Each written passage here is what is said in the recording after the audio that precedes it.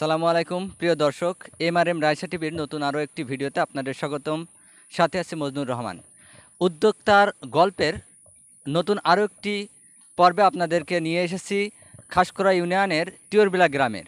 দর্শক, নতুন কিছু করো, নতুন কিছু ভাবনা থেকেই আমরা বিভিন্ন সময় বিভিন্ন মানুষের মধ্যে নতুন কিছু করার যে প্রবণতা দেখতে পারি, তারই ধারাবাহিকতায় আজকে আপনাদেরকে এমন একটি বাগানে নিয়ে এসেছি যে চারা রোপণ করা হয়েছে।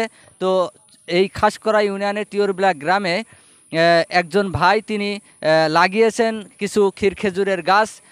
তার সফলতা কতদূর বা তিনি অগ্রগতি কতদূর সেই বিষয়ে আজকে আপনাদের বিস্তারিত জানাবো। বিস্তারিত জানতে ভিডিওটি পুরোপুরি দেখুন। দর্শক, আমরা জানি প্রতি বছর হিউজ পরিমাণ ক্ষীর খেজুর আমাদেরকে মধ্যপ্রাচ্যের দেশগুলো থেকে নিয়ে আসতে হয়। সেই জায়গা থেকে যদি এমন কিছু তরুণ উদ্যোক্তা বা এমন কিছু উদ্যোক্তা আছে যারা বাংলাদেশের বিভিন্ন জায়গায়, ইতোমধ্যে আমরা জানি যে ক্ষীর খেজুরের পরীক্ষামূলক চাষ আবাদ তারা শুরু করেছে, চূড়ান্ত সফলতা কেউ পেয়েছে, এখনও কেউ পায়নি। বর্তমানে আমার পাশে যাকে দেখতে পাচ্ছেন তিনি এই ক্ষীর খেজুরের যে উদ্যোক্তা, এই বাগানের মালিক জনাব ফিরোজ হাসান ভাই।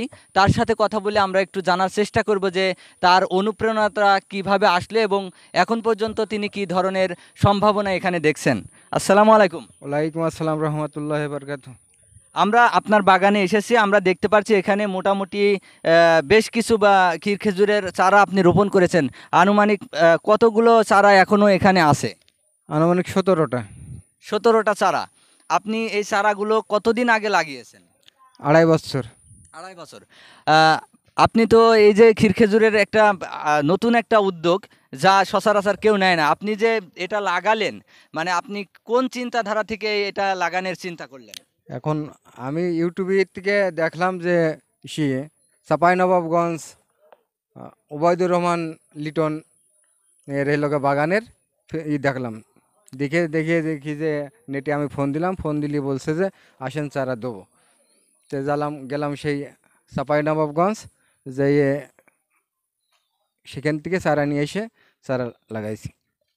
এই যে চারাগুলো লাগিয়েছেন, আনুমানিক আর কতদিনের ভিতরে এই চারাগুলো ফল দিতে পারে বলে আপনি ভাবছেন বা আপনার জানা আছে? এই মৌসুমে আপনার একটা গাছে আপনার মুসা আসছিল, আর প্রত্যেক প্রায় গাছেই চলে গেছে 3টে 2টা করে পোয়া চলে গেছে। আশা করা যাচ্ছে যে সামনে বার 5-7টা গাছে ফল দেবে। এই যে ক্ষীর খেজুরের গাছ, আমরা সাধারণভাবে দেখতে পারছি যে ক্ষীর খেজুর এবং আমাদের দেশীয় যে খেজুর আছে সেই পাতার ভিতরে তেমন কোনো তারতম্য নেই। আপনি যদি দর্শকদের উদ্দেশ্যে একটু বলতেন যে এই গাছগুলো চেনার উপায় কি, মানে এই গাছগুলো একজন মানুষ কিভাবে বুঝতে পারবে না এটা ক্ষীর খেজুর গাছ? এই গাছগুলো চেনার উপায় একটাই হচ্ছে, এই গাছে দেশি খেজুর গাছে আপনার পোয়া হয় না। দেশি খেজুর গাছে আপনার এই পোয়াটা হবে না, আর একটু গাছও আপনার মুসা আসবে না। এই হচ্ছে চেনার উপায়। আর দেশি খেজুর গাছে এই যে ফাইবারটা যখন বেরোবে, কচি পাতা বেরোবে, তখন এই ফাইবারটা আসবে না, এই ফাইবারটা আসবে না। এই ক্ষীর খেজুর চেনার উপায় একটাই। আমরা চাচ্ছি যে সফলতা আসুক। যদি সফলতা আসে তাহলে পরবর্তীতে এই ধরনের বাগান বাড়ানোর কোনো পরিকল্পনা আপনার আছে? পরিকল্পনা তো আছেই। বাগান তো সামনে বাড়ি যে আশা করা যাচ্ছে যে যে যে চারাগুলো হয়েছে, এই চারাগুলো আবার অন্য জায়গায় লাগাইতে হবে, যে পোয়াগুলো হয়েছে। এটার সার মাটি বা খরচটা কেমন আসে? আপনার যে 20টা বা 17টার মতো গাছ আছে, এটা খরচ কেমন আসে?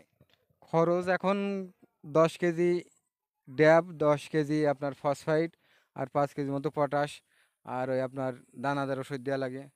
দর্শক, আপনারা এতক্ষণ শুনলেন ফিরোজ হাসান ভাইয়ের কাছ থেকে তার এই যে উদ্যোগ নেওয়ার বিষয়ে তিনি জানালেন কিভাবে তিনি এই কাজে আসলেন এবং পরীক্ষামূলকভাবে তিনি কিছু চারা রোপণ করেছে। আমরা চাচ্ছি যে তিনি সফলতা পাক এবং সফলতা পেয়ে আরও যুবকদের অনুপ্রেরণা তিনি হোক।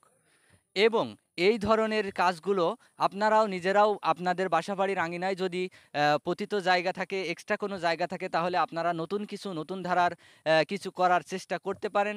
এবং সেখান থেকে আমরা ইতোমধ্যে জানি বাংলাদেশের অসংখ্য তরুণ বেকার যুবকরা তারা বিভিন্নভাবে বিভিন্ন বিষয়ে উদ্যোগ নিয়ে তারা ইতোমধ্যেই সফলতা পেয়েছে। আপনারা চাইলেও এই ধরনের সফলতা অর্জন করে পরিবারের জন্য এবং নিজেদের জন্য একটা অর্থনৈতিক সচ্ছলতা অবস্থা ফিরিয়ে আনতে পারেন। এতক্ষণ যারা ভিডিওটি দেখলেন তাদের সকলকে অসংখ্য ধন্যবাদ।